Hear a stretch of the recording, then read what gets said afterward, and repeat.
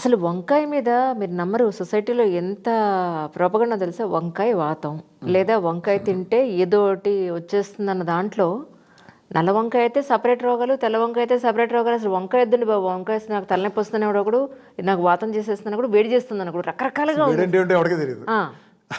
వేడంటే ఏం లేదా ఏంటో చెప్పనా, వీడు నాన్ వెజ్ తింటాడు, అతను నీళ్లు తాగడు, ఆ బాత్రూమ్కి వెళ్తే పాసు పచ్చగా వేడిగా వస్తూ ఉంటాయి. దానికి కారణం వీడు డిహైడ్రేట్ అవటం.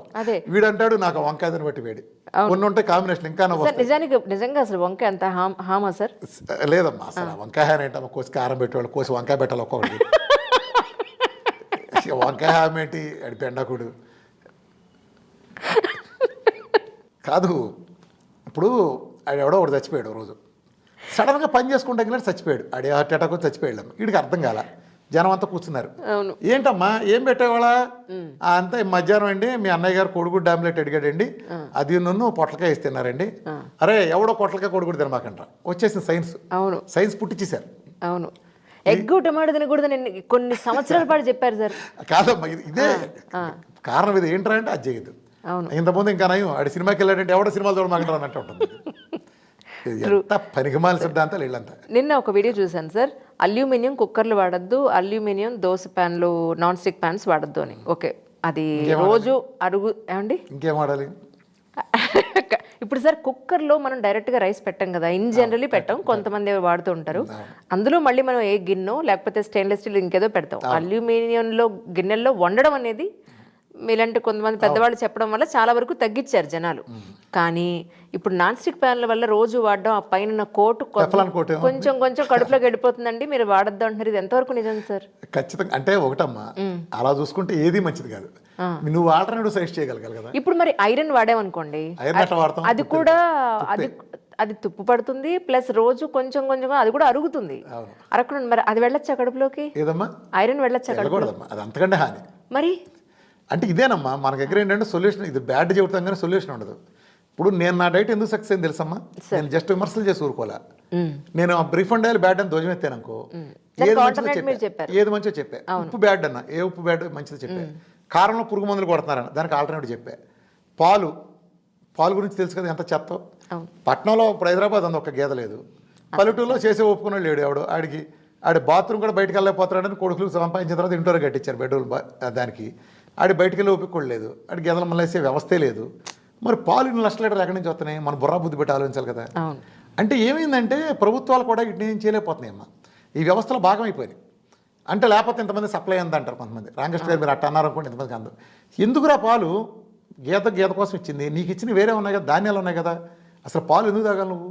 ఏదో రుచి కోసం కాఫీ అన్నావా, కొద్దిగా వరకు ఓకే, రుచి కోసం అది మేలు చేస్తాను అమ్మది, అంతవరకు ఓకే. కానీ లోటాల దాకా బలవంకం ఏం చేసాము? అసలు ఈ పాలు తాగడం వల్ల చాలా అనంతాలు జరిగినాయి.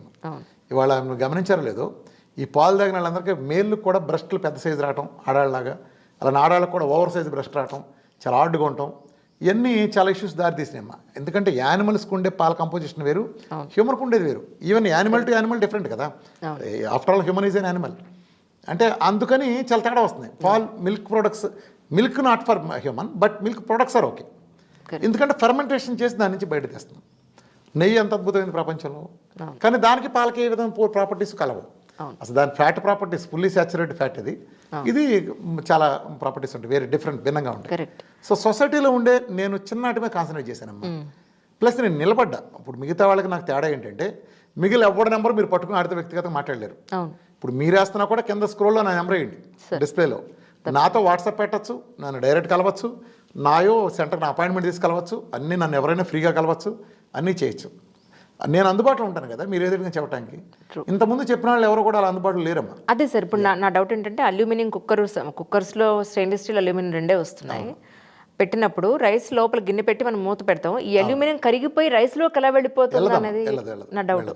ఆవిరి మీద ఉడకటం నువ్వు చెప్పింది చాలా మంచి పద్ధతి. మన గతంలో కుక్కర్లో అలా గిన్నె మీద గిన్నె పెట్టి ఉండేవాళ్ళు, అది మంచి పద్ధతేనమ్మా.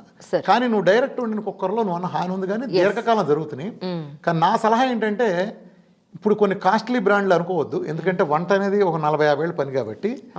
ఈ కొన్ని జర్మన్ బ్రాండ్స్ ఉన్నాయమ్మా, ఈ విమానాలు తయారు చేసి దీన్ని తయారు చేస్తారు స్పెషల్ దీంతో.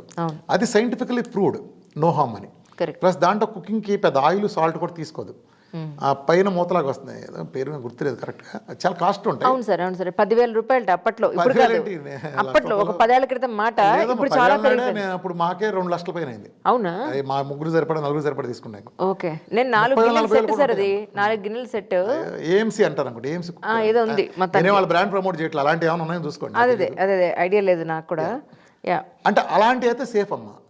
అంటే నా సలహా ఏంటంటే కొంచెం ఎఫోర్డ్ చేసుకోగలిగిన వాళ్ళు అట్లీస్ట్ దానికి వెళ్ళటం ఒకటి, లేనాళ్ళు మట్టికొండలు అంటే అట్లా వండుకున్నా కూడా సన్నసగన ఇది అవుతుంది. అంటే కుదరదు కదా, వాళ్ళకి స్కూల్లో పంపి అని చేసినప్పుడు తక్కువలో మట్టికొండ పెట్టి ఒక గంట కూర్చోవాలంటే ఇవాళ పరుగులు తీయట్లో కుదరదు. ఇప్పుడు నీతులు చెప్పడం చాలా తేలికమ్మా. ఇప్పుడు నేను వచ్చి అన్ని ఆర్గానిక్ కోడిగుడ్లు ఏదైనా అంటాను అనుకో, అది మంచిదే, కానీ ఆర్గానిక్ కోడిగుడ్లు ఎవడ దొరుకుతాయి, ఎక్కడ దొరుకుతున్నాయి? ఆర్గానిక్ కోడిగుడ్డు కూడా మనకి న్యాచురల్ ప్రాసెస్లో వచ్చింది కాదు సార్ ఇప్పుడు.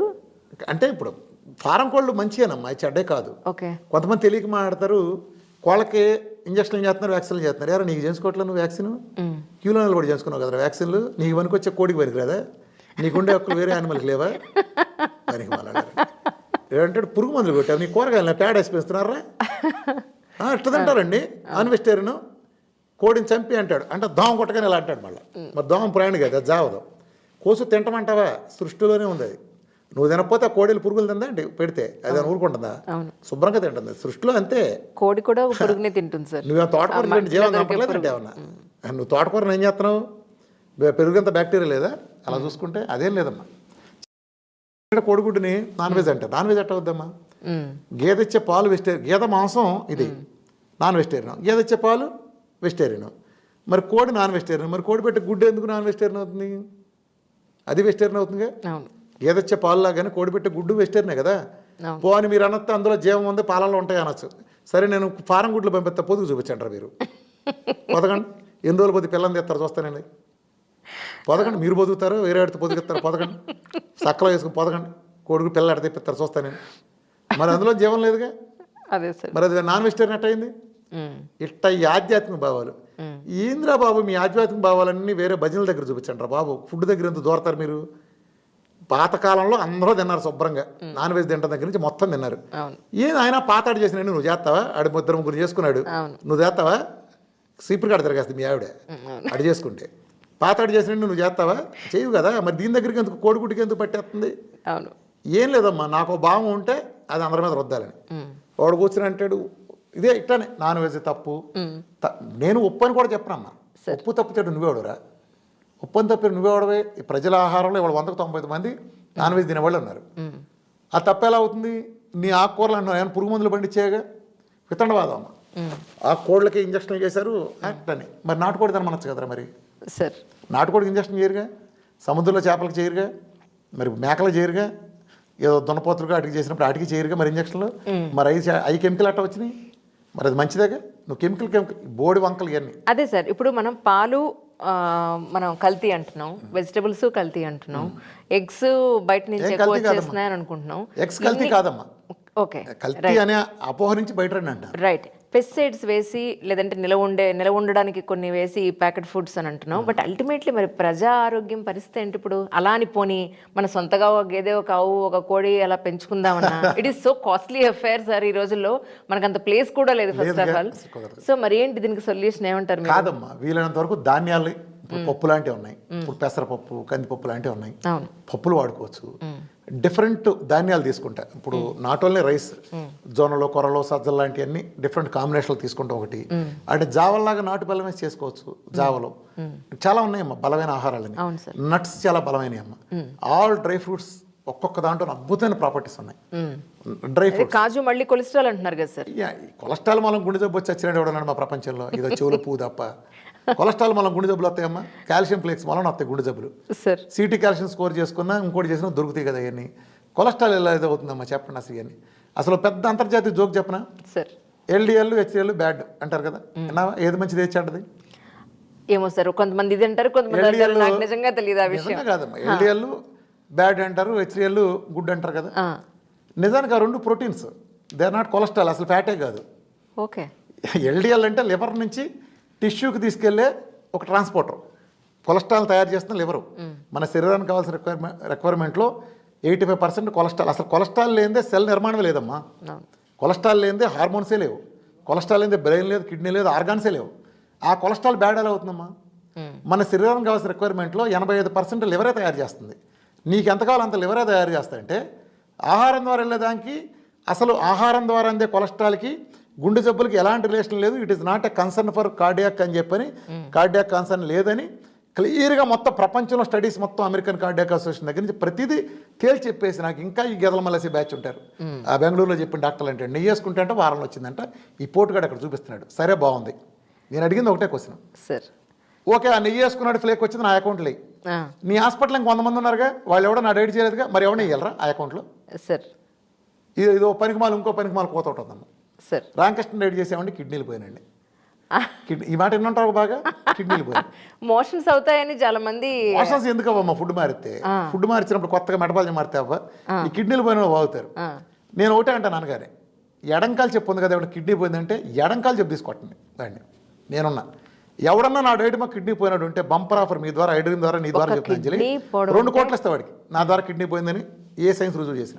అసలు ఎంత కాలం పడుతుంది సార్ ఒక కిడ్నీ ఫెయిల్ అవ్వాలంటే? గీదల మలేసే వాళ్ళు ఉంటారు కదా వీళ్ళంతా. అంటే కాదులే, ఇది ఏం జరిగిందంటే నేను ఫస్ట్ నుంచి బాగా ఢీ కొట్టుతాం కదా, నేను మాస్ ఈ గిల్లుడు అలవాటు కదా నాకు. ఎందుకని ప్రజల మేలు కోసమే. నేను గెలితే నాకేం వస్తుందమ్మా? 2 కోట్లు ఇస్తారంటే నాకేం వస్తుంది వ్యక్తిగతంగా? బహుమతులు ఇస్తే నేనేమన్నా దేశాన్ని ఉద్ధరించే కార్యక్రమాన్ని పెట్టుకున్నానా? లేదు కదా. ఎందుకని అనగలిగాను? అది తీసుకునే దమ్ము ప్రపంచం ఎవరికి లేదు. నా మీద నాకుండే గొప్పదనం అది ఎక్కడ చెప్పగలుగుతున్నాను? నువ్వు సన్నాసిరం అని చెప్పగలుగుతున్నాను నేను. అంటే నీ మీద నాకు అంత కాన్ఫిడెన్స్ ఉంది, నీ మీద నీకే లేదు కాన్ఫిడెన్స్. కాన్ఫిడెన్స్ అనేది నువ్వే చేస్తావు. అంటే అన్నానంటే ఏమొస్తుందమ్మా నాకు? చెప్పు దాని నుంచి. ట్రూ. ప్రజలకి కదా మేలు జరిగేది. నాకేం మేలు జరుగుతుంది చెప్పండి? అవును సార్. నాకే కంపెనీ ఉంది, కొబ్బరి నూనె ఉందా, ఏముంది చెప్పండి? ఆడెవడో పనికి వాళ్ళు కూర్చుని అంటాడు, ఎవడో కూర్చుని ఆ సెంటర్లో రామకృష్ణ వెళ్తారని కూర్చుని అదేదో కొబ్బరి నూనె ఇస్తున్నారు. ఇక్కడ ఒకటి ఉంది, నా పేరున కొన్ని 100 ప్రోడక్ట్స్ నా ఫోటో వేసి ఎవడెవడో చేస్తాడు, నాకు తెలియదు. అవును. ఇప్పుడు నన్ను నమ్ముకున్న క్యాన్సర్ పేషెంట్ వస్తాడు, లేదా టైప్ 1 వస్తాడు, ఇంకోటి వస్తాడు. నేను ఒకటి రాస్తా, ఇవాళ ప్రపంచం మొత్తం కల్తీమయమే. నా ఫోటో వేసిన కొబ్బరి నూనెలు కూడా పక్కా కల్తీ నాయాళ్ళు ఉన్నారు.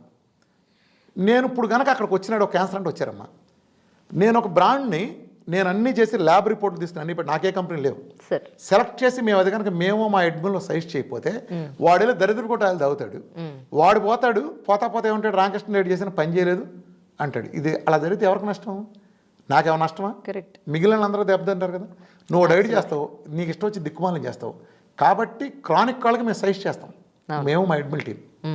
అర్థమైందమ్మా? అర్థమైంది సార్. అది ఈ పనికిమాల గ్యాస్ గాళ్ళు ఎవడన్నా దమ్ము ఉంటే నా సిద్ధాంతం, నా టెస్ట్ మళ్ళీ నేను ఓపెన్గా పెడతాను. నువ్వే బోర్డు చూస్తుంటావు గంజలి, ఓపెన్గా ఉన్నాయి. నువ్వు అసలు ఆశ్చర్యపోవాలిగా, ఏంటి ఇతను సూర్యాసిద్ధి తగ్గుద్ది అంటాడు, ఏంటి ఎడ తగ్గుద్ది? ప్రపంచంలో ఇంటర్నేషనల్ కాన్ఫరెన్స్ ఇది జరిగినాయి. ఒక ఆయన చెప్పారు, ఆయన సూర్యాసిస్ గత 30 ఏళ్ళ నుంచి ఇంటర్నేషనల్ కాన్ఫరెన్స్కి అటెండ్ అవుతున్నారు, పెద్ద ప్రొఫెసర్. ఆయన చాలా ఆశ్చర్యపోయిన రిజల్ట్స్ చూసి తలకాయలా పుచ్చుకున్నాడు. రామకృష్ణ గారు మేము మొన్న కూడా లాస్ట్ తీర్మానంలో అసలు సూర్యాసిస్ ఎప్పటికీ తగ్గదో, అది కంప్లీట్ ఆటోఇమ్యూన్ ఇంత క్రానిక్ తగ్గవు. మీ సిద్ధాంతం చూస్తే అక్కడ ఎక్కిళ్ళు పెట్టి ఏడ్చేవాళ్ళు మామూలుగా, అది మీ కనుక టెస్ట్ మనీలు చూస్తే అక్కడ అసలు మీరు టోటల్ భిన్నమని చెప్పి చూస్తే జరుసు చేస్తారు. మీరు డయాబెటీస్ కదా ఇది కాదు, అసలు వెస్ట్రన్ అంతా సూర్యాసిస్తో బాధపడుతున్నారు. అసలు వాళ్ళకి మీ సిద్ధాంతం తెలిసిందంటే అసలు మీకు నోబుల్ పంపిస్తారన్నాడు. మేము మొన్న కూడా అన్నాం అసలు తగ్గదని. ఈ రిజల్ట్ ఏంటి? అసలు 4 రోజుల్లో 2 నెలల్లో అసలు అంత చర్మం పాయమటం ఏంటి? అసలు గ్యాంగ్రీన్లు తగ్గటం ఏంటి? అందరూ తీసేయాలని కాళ్ళు గ్యాంగ్రీన్ కేసెస్ నల్లగా బొగ్గులా మాడిపోయి రివర్స్ అయిపోవటం ఏంటి మందులు వాడకుండా? ఇది ఏమిది అండి ఎస్టాబ్లిష్ అని చెప్పారు. నేను అంత బలంగా అందుకే చెబుతానమ్మా, అనుకోకుండా నేను నా ప్రతిభ కాదు, నేనేమి సూర్యాసిస్ కనిపెడదాం తొక్కతోలు అనుకోలే. జనాల టైం బాగుండి నేను చేసింది అనుకోకుండా క్లిక్ అయింది. నేను చేసిన దాన్ని నాతో వదలకుండా ఇది అద్భుతమైంది కాబట్టి ఇంత శ్రమకు వచ్చి ఇంత ఇది చేస్తా నేను మొత్తం చెబుతాను. నా దగ్గరికి వచ్చిన వాళ్ళు మనకు గుర్తుంటుంది, ఓ రోజు నాకు 102 ఫీవర్, బాగా థ్రోట్ ఇన్ఫెక్షన్. ఎందుకంటే నా క్యాబిన్లోకి చాలామంది రోగస్థాలు వస్తారు కదా, సహజంగా మాకు ఇన్ఫెక్షన్స్ వస్తాయి. నాకు థ్రోట్ ఇన్ఫెక్షన్ వచ్చి బాగా 102 ఫీవర్. ఆఫీస్ ఇంటికి కూడా వెళ్ళే ఓపుకోలేదు, అక్కడే పడుకుని కూడా ఓపిని ఒక్కళ్ళ తగ్గించుకోలేదు. ఒక్కళ్ళు కూడా 2 days చాలా సఫర్ అవుతాయి. నా పక్కన మా టీంలో డాక్టర్లను పెట్టుకుని నేను ఎక్కువ మాట్లాడలేకపోయినా సైగి చేస్తా, రాస్తా, చూసేంత. యాంటీబయాటిక్ ఏం వేసుకోలేదు, నేనేం వేసుకోలేదు. నా ఎదురుగా అందరూ చూసారు ఓపెన్గా, సింపుల్ అంతే. ఆ కుర్కుమిన్ను, జస్ట్ కరక్కాయ, ఇలాంటి అన్నీ వేసుకున్నా తగ్గదమ్మా. అంటే తాత్కాలిక రిలీఫ్. నేను అలోపతిని నేను చెడ్డ నేను అన్నాం, నాకు పెయిన్ వచ్చింది ఇన్స్టెంట్గా తగ్గాలంటే నాకు అలోపతి టాబ్లెట్ పనికి వస్తుంది. కానీ నేను ఎక్కువ కాలం పడితే అది హాని చేస్తుంది. Correct correct. నేనేమి మందు అసలు అమ్మ అన్ని వ్యవస్థలు మంచి అమ్మ, మందులన్నీ చెడ్డే కాదు. ఆ మందులను తాత్కాలికం పెట్టాల్సింది వీళ్ళు పర్మనెంట్ చేశారు. ఇప్పుడు నీకు ఒక మందు ఇచ్చి వారం వేసుకోమంటానికి ఈ మందు చచ్చే వరకు వేసుకోమంటానికి ఎంత తేడా ఉంది? Lot of difference. అర్థమైంది? నేను ఆ చచ్చే వరకు వేసుకోవడం మీద నా fighting. I got it. Don't mess up. yes yes I Don't mess got up it things. yes. Me blood లోని గ్లూకోజ్ ని కంట్రోల్లో ఉంచుకుంటూ మీ శరీరంలో ఇన్సులిన్ సరైన పద్ధతిలో రిలీజ్ అవడానికి హెల్ప్ అయ్యే 12 రకాల ఆయుర్వేద గుణాలున్న బీ బెటర్ వారి ఆయుర్వేదిక్ టాబ్లెట్స్ ని వాడండి. మీ షుగర్ ని కంట్రోల్లో ఉంచుకోండి.